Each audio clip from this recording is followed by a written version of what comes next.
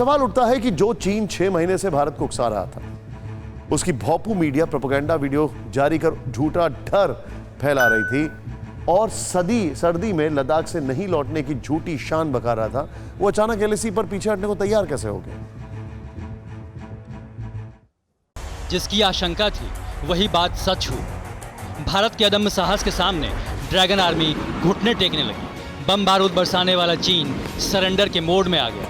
मिसाइलों से खेलने वाली चाइनीज आर्मी हार मानने लगी और अब सबके सामने चीन का चाल, चरित्र और चेहरा बेनकाब होने लगा।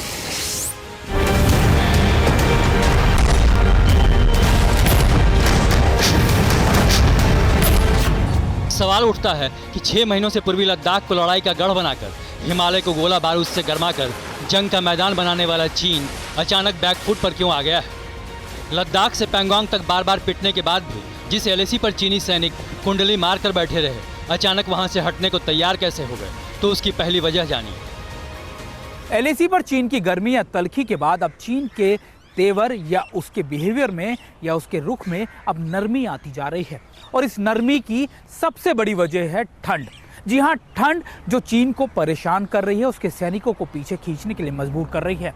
हालांकि चीन अब भी ने पैंगोंगत्सो को लेकर ही बड़ा मुद्दा रखा है कि पैंगोंगत्सो से डिसएंगेजमेंट कैसे किया जाए और कैसे वो लगातार डेप्सेंग से पीछे हटेगा, ये भी बड़ा सवाल अब भी खड़ा हुआ है। लेकिन एक बात ज़रूर तय है कि चीन अब पूरी तरीके से डिसएंगेजमेंट इसलिए भी चाहता है क्योंकि चीन के सैनिक उन इलाकों के अंदर ठंड नहीं झेल पा रहे हैं और अगर वो इसी तरीके से पीछे हटा तो इसका भी कोई प्रमाण नहीं है कि आने वाली गर्मियों में दोबारा से चीन उन इलाकों से या उन इलाकों में बढ़त नहीं बनाएगा।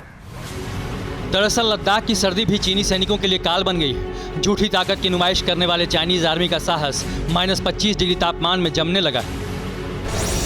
पहले भी हमने आपको बताया था कि एलएसी के पास नॉर्थ पैंगोंग में 15 से 16 हज़ार फीट की ऊंचाई पर पीएलए के 100 से ज़्यादा सैनिकों की मौत ठंड से हुई है।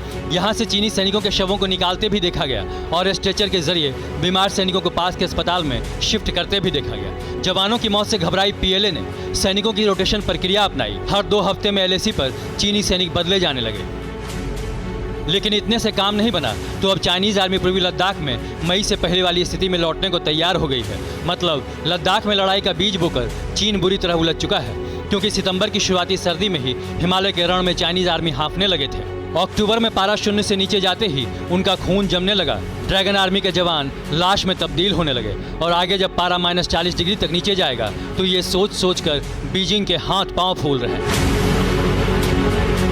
पूर्वी लद्दाख से चीन के पीछे हटने का दूसरा बड़ा कारण है फॉरवर्ड पोस्ट पर भारत की बढ़त।